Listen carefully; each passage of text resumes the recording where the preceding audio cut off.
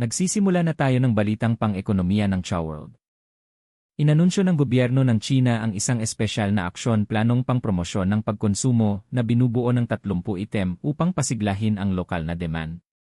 Kasama sa patakarang ito ang pagtaas ng minimum na sahod at suporta sa pagpapalit ng mga pangunahing kalakal tulad ng sasakyan, kasangkapan sa bahay, at mga cellphone, na naglalayong makamit ang matatag na paglago ng lokal na merkado at pagtaas ng pagkonsumo.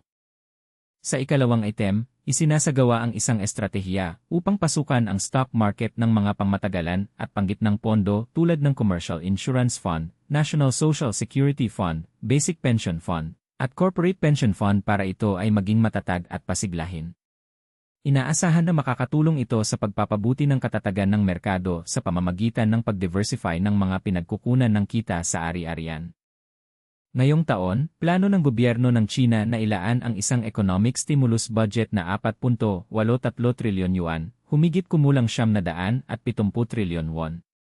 Itinaas ang target na fiscal deficit sa 4% ng I, na pinakamataas sa loob ng 30 taon, at ang mga unang economic indicators ay positibo, na may retail sales na tumaas ng 4.0% at industrial production na tumaas ng 5% mula Enero hanggang Pebrero kumpara sa nakaraang taon. Kamakailan, sa paglitaw ng Lai startup na DeepSeek na nakatulong sa pagbawi ng stock market, binili ni Gothamer, isang personalidad na nanguna sa ekonomiyang Chino sa pamamagitan ng pagsulong ng batas na nagbabawal sa DeepSeek sa Amerika, ang mga stock ng Alibaba. Bukod pa rito, ang katotohanan na si Congressman Bresnar Han ay bumili rin ng mga stock ng Alibaba ay nagpapakita ng pagpapabuti sa damdamin ng mga mamumuhunan sa stock market ng China sa kabila ng hidwaan sa pagitan ng VIA at China. Ipinahihiwatig ng pangyayaring ito ang pagbabago sa pandaigdigang trend ng pamumuhunan. Noong nakaraang buwan, umabot sa $11.2 bilyong ang pondo ng dayuhang pamumuhunan, at tumaas ng higit sa 40% sa loob ng isang taon ang Inside China Stock Benchmark Index. Ang mga index ng Hang Seng at E sa Hong Kong ay tumaas ng higit sa 20% ngayong taon, at ang stock ng Alibaba ay tumaas ng 64%, na malaking nag-ambag sa pangkalahatang lakas ng merkado.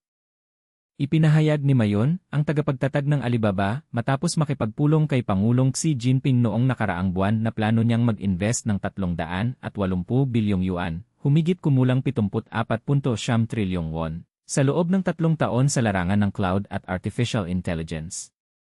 Itinuturing itong pinakamalaking Lai investment ng isang pribadong kumpanya sa China, na lumalagpas sa kabuang halaga ng naipuhunan ng Alibaba sa mga larangang ito sa nakalipas na 10 taon. Nakuha ng Alibaba ang kompetitibong kalamangan laban sa mga katunggali tulad ng DeepSeek at napili bilang Lai partner ng Apple para sa iPhone sa China. Sinuri ng Bloomberg News na ang kolaborasyong ito ay nagsisilbing turning point para sa industriya ng Lai sa China habang nalalampasan nito ang slump sa konsumo matapos ang pandemya at ang paghihigpit sa malalaking teknolohiya. Sa sektor ng securities, positibo ang pananaw para sa cloud segment ng Alibaba.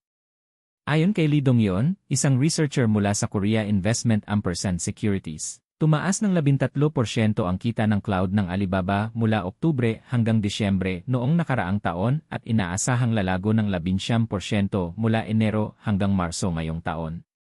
Kasabay nito, dahil sa pagtaas ng demand para sa inference services, inaasahang lalampasan ng CapEx sa susunod na 3 taon ang kabuang nagastos sa nakalipas na 10 taon.